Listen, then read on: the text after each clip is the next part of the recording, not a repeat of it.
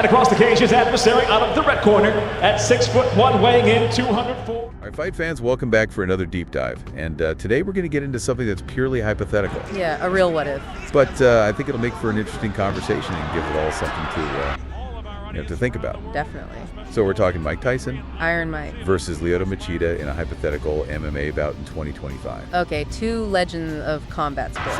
Yeah, both guys obviously way past their prime at this point, but still interesting to consider, right? I mean, Absolutely. could Machida's elusive karate style and his wider, MMA skill set, Yeah, his diverse skill set. could it overcome Tyson's legendary punching power even at age 58? I mean, that's the question, right? Yeah, so let's break it down a little bit. Sure. Our sources, really emphasize Tyson's punching power. At that age, like, the guy still hits incredibly hard. Oh, absolutely. And I mean, that's something that, never really goes away entirely. Right. It's like, riding a bike. Once you have that kind of power, Yeah. it's ingrained. But you have to think about it in the context of MMA. And, Right. Age does play a factor. And it's not just about, like, raw power. Right. You got to think about speed, stamina, reflexes, the ability to take a punch. Especially against a guy like Machida, right? Especially against Machida. Oh. Yeah, who's known for his Yeah. movement and his precision and his timing. And not just, counter-striking, but the sources point to his Showdown karate background, right? So this is a style that's all about controlling distance, frustrating your opponent. And he's got that signature front kick, the crane kick. Oh, yeah. I mean, that crane kick is legendary. That could be a real problem for a guy like Tyson who's trying to get inside. Absolutely. I mean, you imagine Tyson trying to bob and weave come in, with that head movement. Right. And then, bam, Yeah. crane kick right to the shin. And he's not just standing there waiting to get hit. No.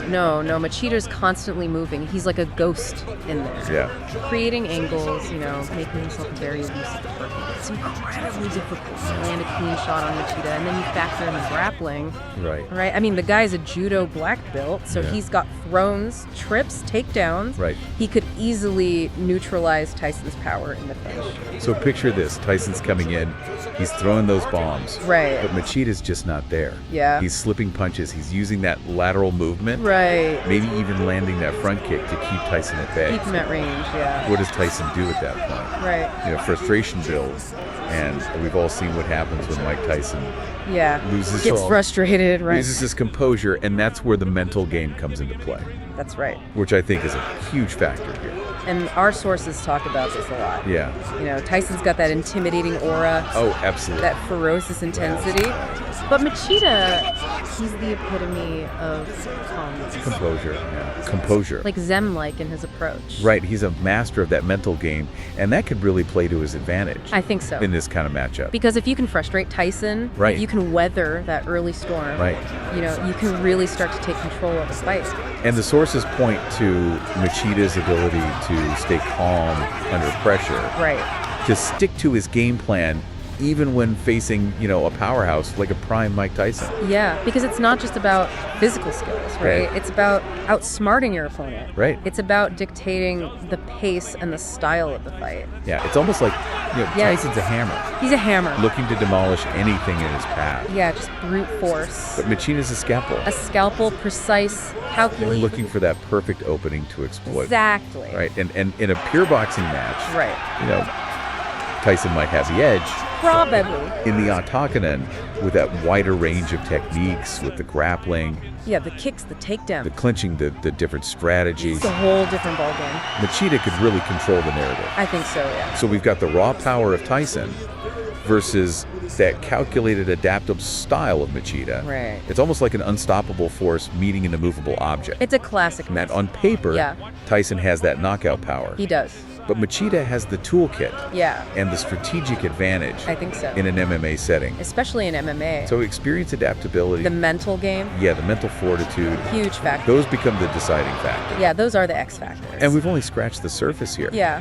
It's fascinating to consider how their training regimens, Their corner teams. the specific rules of this hypothetical fight, Right, the rule set. all those things could influence the outcome. Oh, absolutely. It's a complex equation. But ultimately, this deep dive highlights how MMA is so much more than just brute strength. It's a thinking man's game. Yeah, it's a chess match The chess match. where intelligence, Strategy. Adaptability. can triumph over raw power. I think that's a great takeaway. So something to think about for our listeners. Yes. How would each fighter prepare Specifically for this opponent. for this specific opponent?